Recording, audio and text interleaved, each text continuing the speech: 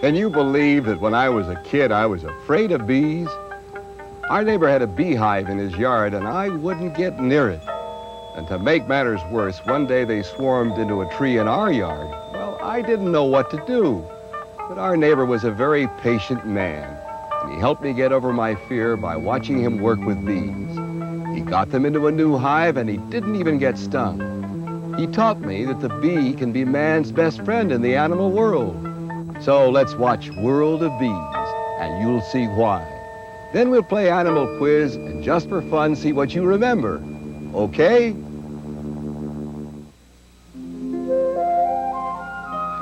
The birds, the bees, and the flowers are often used to describe and explain the miracles of nature. But few human beings realize how miraculous the honeybee truly is. This little creature is a worker, a field bee sent out from the hive to locate food for her colony. When she finds a good source of pollen or nectar, she hurries back to the hive to share the news. At the entrance of the hive, there are sentries which check approaching bees with their antennae and allow their hive mates to enter.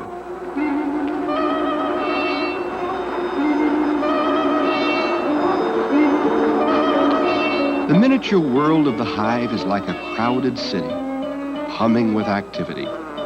And it holds a complex society where the leading citizens are the workers, where there is a system of communications, and where the workers labor for the good of all.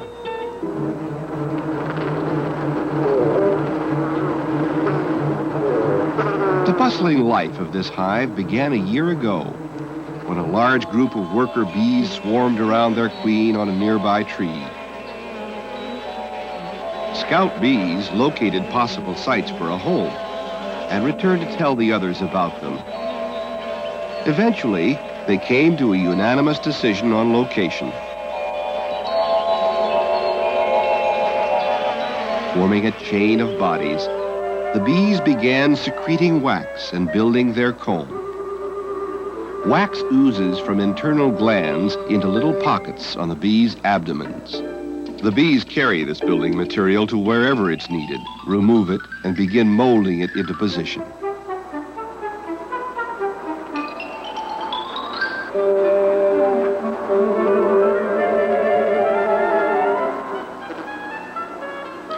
Working harmoniously, with only their antennae and legs for ruler and plumb line, they create cells of a uniform size and shape, cells which are a masterpiece of architectural design.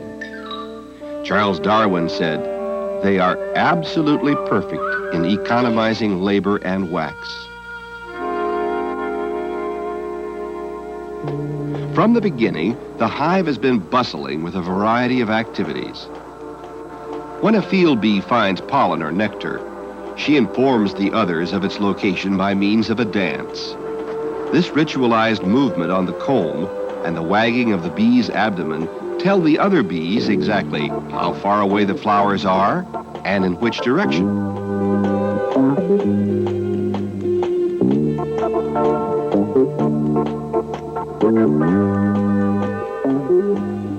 This waggle dance, part of the complex language of the bees, sets them apart from all other insects.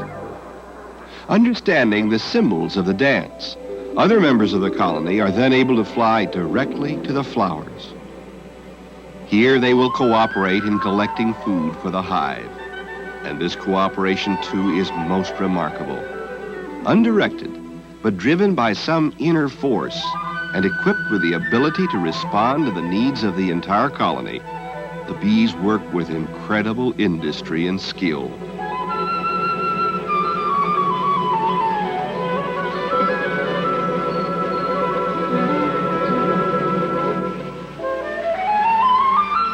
The workers are equipped with a proboscis to take up the flower's sweet nectar and a special stomach in which it is carried to the hive.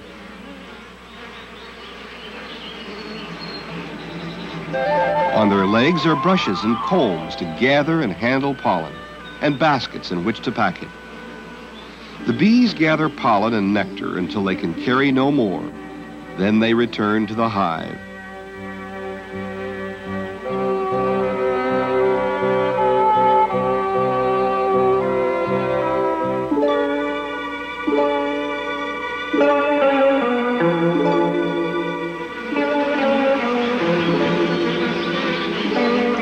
Here, a bee with pollen begins to search for an empty cell in which to place it. She moves busily over the comb, meanwhile noting how much pollen is already stored, and probably calculating how much more is needed.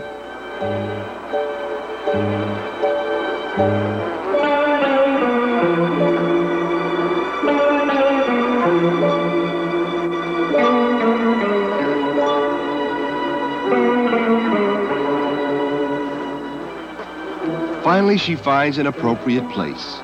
The pollen pellets are removed from her legs and packed into the cell.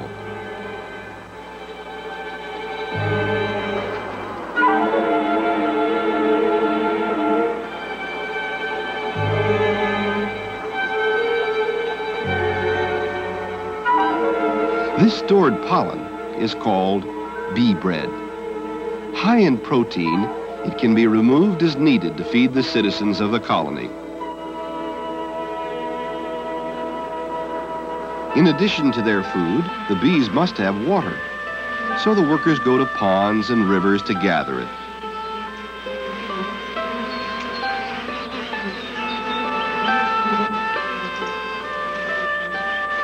The water will be used not only to dilute thickened honey, but also to cool the hive. For, incredibly, the bees have devised an air conditioning system for their home. Water is distributed in the hive, then certain bees fan their wings, thus evaporating the water and effectively lowering the temperature.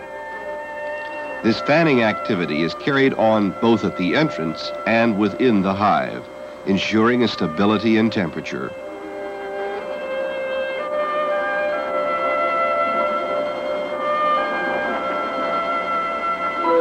As these engineers fan, field bees are returning with nectar from flowers and transferring it to young hive bees.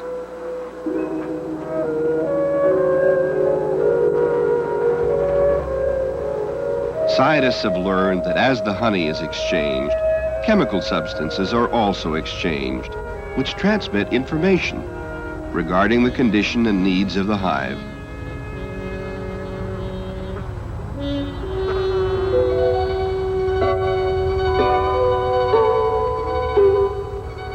The nectar is concentrated and transformed into honey. Then it's packed into the storage cells. It takes a bee more than 100 trips, fully loaded with nectar, to make a thimble full of honey. Yet a good hive may store 50 pounds a week. It is the property of the entire colony and is shared by all. Cooperation is central to bee society, whether they are sharing riches or responsibility. It is a vital key to their success, but just the beginning of the story of the wondrous world of bees.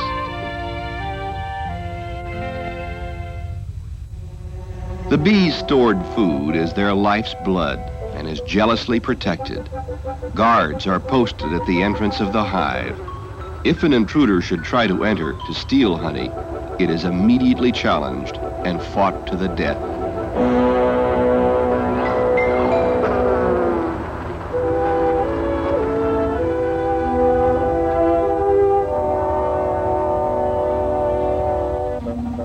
The wax moth is another major threat to the hive. These scavengers eat wax and can completely destroy the comb. When one appears, the bee's response is quick and fierce.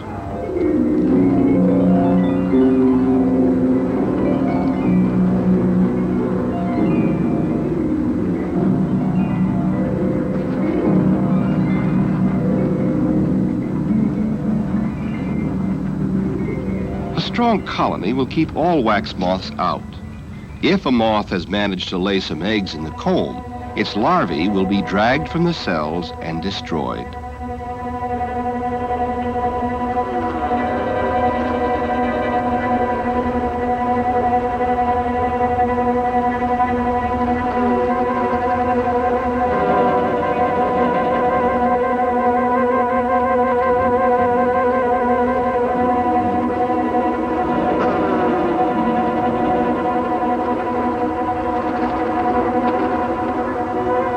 Again and again, the bees attack the larvae, working together to protect their hive.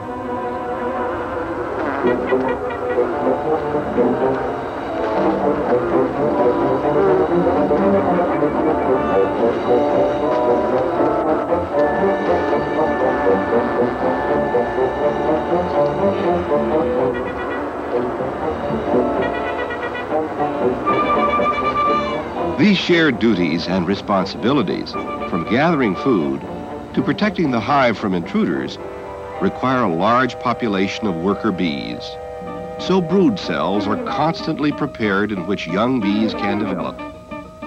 Each of these beautifully constructed cells is thoroughly cleaned and gets a high polish from the workers. The laying of the eggs is the job of the queen. Constantly groomed and fed by worker bees, she does nothing but lay eggs, day and night, about 2,000 a day. Beekeepers often mark this valuable member of the hive with a bit of paint for easy identification.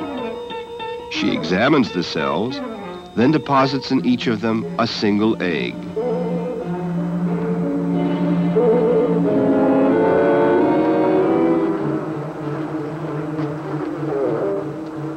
A bee egg is tiny, approximately 1/16 of an inch long. Within about 3 days, it develops into a larva. It increases in size so quickly that if a human grew at the same rate, it would be the size of an elephant at 4 days of age. Naturally, such rapid growth requires a great deal of food. The larvae are fed by young workers called nurses. For the first 3 days, they are fed only royal jelly. Later, they eat pollen and honey. Each larva requires thousands of visits as it's groomed, inspected, and fed. So caring for the brood is one of the principal activities in the hive.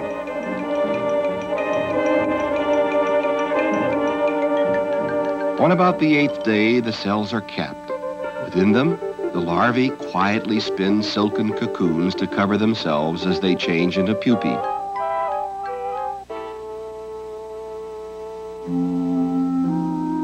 The intricate organs needed by the adult bee develop during the 12 days that the pupae are thus encased.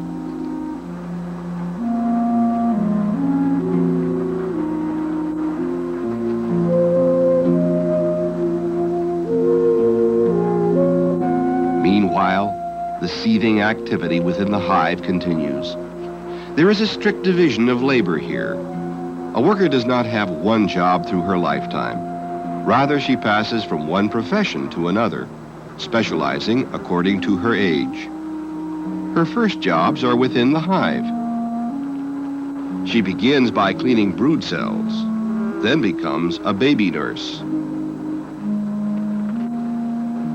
Next, her wax glands develop, and from the age of 12 to 18 days old, she builds comb. It is her constant activity that keeps the hive humming with life.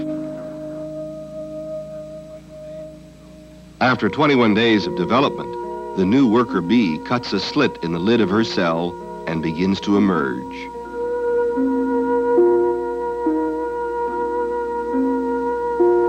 She is beautifully designed, equipped to fly, hover, and perform aerial maneuvers, to distinguish color and scent, and with the strength and will to perform a wide variety of duties through her entire life, a life which may last only 4 or 5 weeks.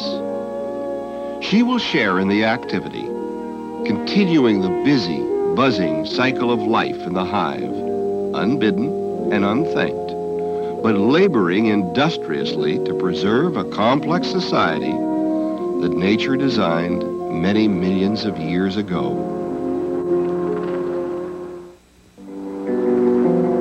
By late spring, the hive may become crowded. Then the queen's activities change.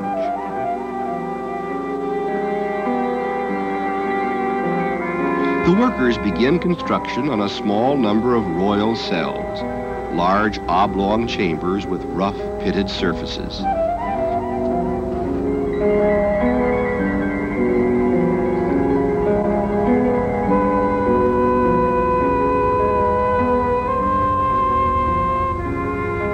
The queen will lay one egg in each of these royal cells, eggs which will develop into new queens.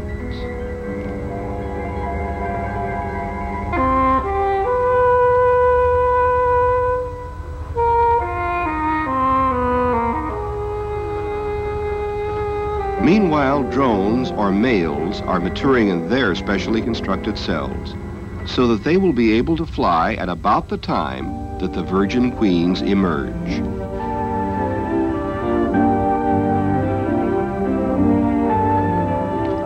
The queen larvae are fed nothing but royal jelly. It is this substance that somehow determines and ensures that queens will develop from the eggs.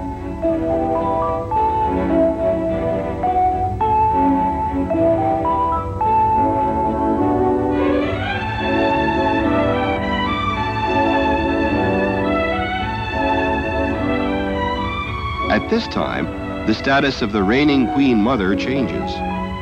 Her abdomen is reduced in size, and she behaves in an agitated fashion. The workers feed her less, and even show mild hostility.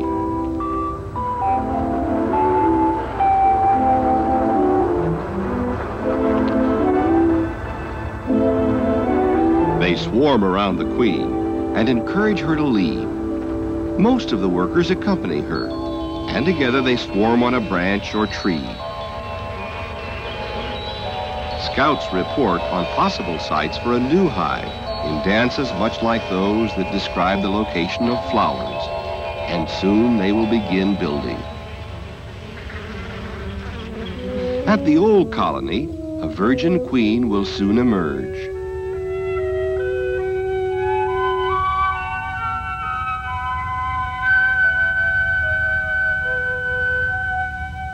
Surprisingly, queens develop in only 16 days. Their bodies are very different from those of the workers. They have no tools on their legs, but are equipped with large abdomens, complicated reproductive organs, and stingers which can be used again and again. From the beginning, a queen is attended by a retinue of workers. She will be cared for all of her life, constantly followed, fed, and groomed. The male bees, called drones, developed in a period of 24 days.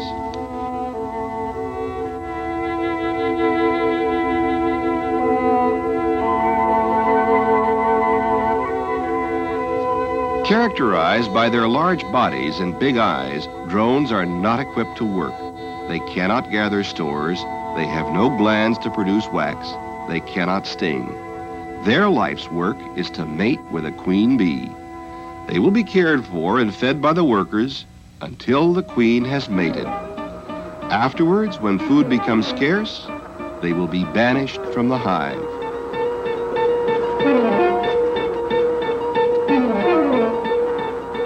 Sometimes more than one new queen will emerge in a hive.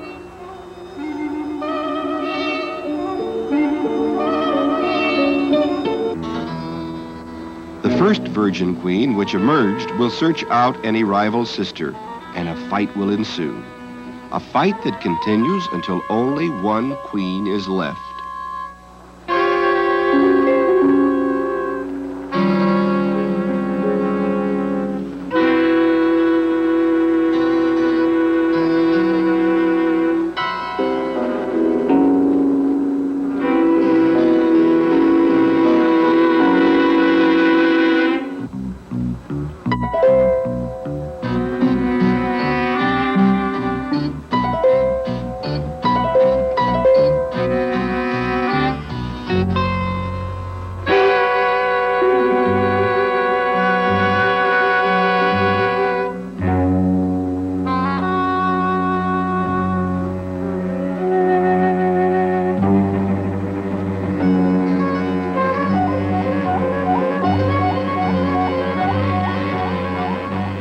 If the two queens should kill each other, the colony would be doomed. But usually one queen is victorious. The workers have watched the queen fight. When it is over, they dispose of the body of the vanquished queen.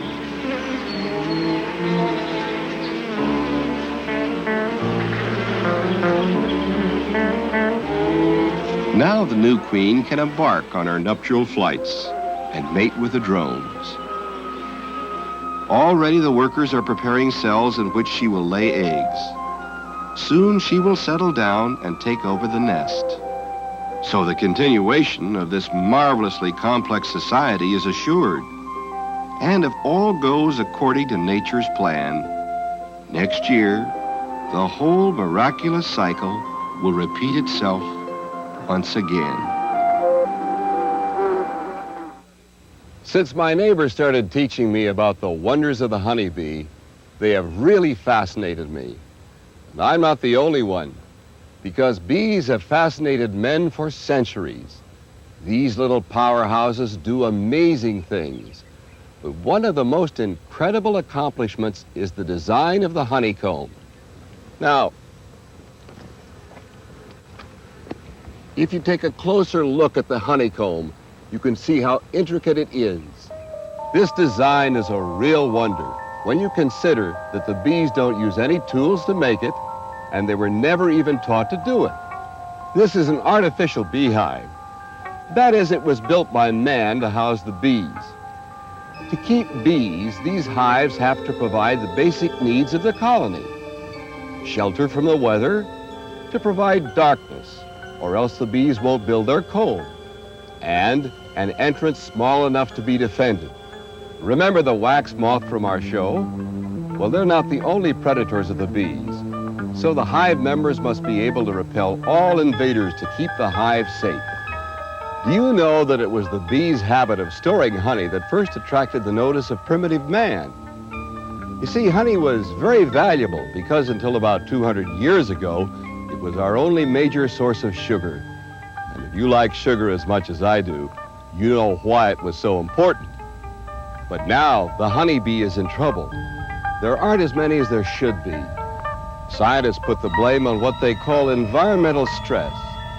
Things like the use of pesticides that often kill helpful insects like the honeybees. So these scientists spend a lot of time and money to study the honeybee. They want to know how they communicate, what flowers they like best, what diseases affect them, all in an effort to learn how we can help them. Well, now that we've seen the honeybee at work and at home, let's have some fun and play animal quiz.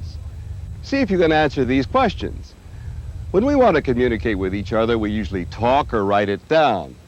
The honeybees use other ways. One way is with this waggle dance. What is this bee saying? A, how many enemies are at the front door? B, the location and distance of flowers? Or C, the bee is very happy and feels like dancing? Well, the right answer is B, the location and distance of flowers. Fortunately, the bees understand. I think I need better directions. But once they follow the directions and find the flowers, the bees have some special equipment to help them with their work, like the extendable proboscis, adapted to a specific task. What is the task? A, taking up the flower's nectar. B, collecting pollen. C, making honey. Well, that's a hard one. You answered A, you're right. The proboscis is used to take up the nectar, which is carried back to the hive in a special stomach. How you doing so far? Well, let's follow that busy little critter back to the hive and see what she does. When a field worker returns to the hive, she looks for a place to store the pollen she's just collected. What is stored pollen called? A, royal jelly. B, honey. Or C, bee bread. The correct answer is C, bee bread. I prefer whole wheat, but for the bees, the bee bread is a high source of protein and can be removed at any time to feed the colony. I really understand the saying, busy as a bee now. They really keep moving, don't they?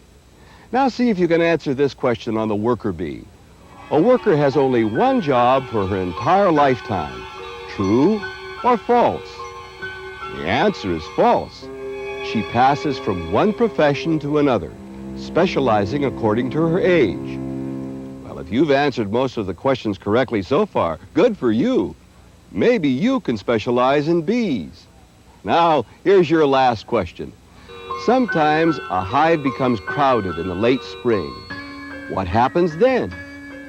A, the queen will lay eggs in royal cells. B, the queen and a large portion of the workers will swarm to a new location. Or C, a new virgin queen will hatch and mate with a drone and then preside over the old hive. Or D, all of the above. Well, the answer is D, all of the above. If I'd known that when the bees swarmed into my yard, I wouldn't have been nearly so concerned. I hope you've had fun playing Animal Quiz with a special honeybee. Hope to see you next time, and remember, be kind to animals. It's good for everybody.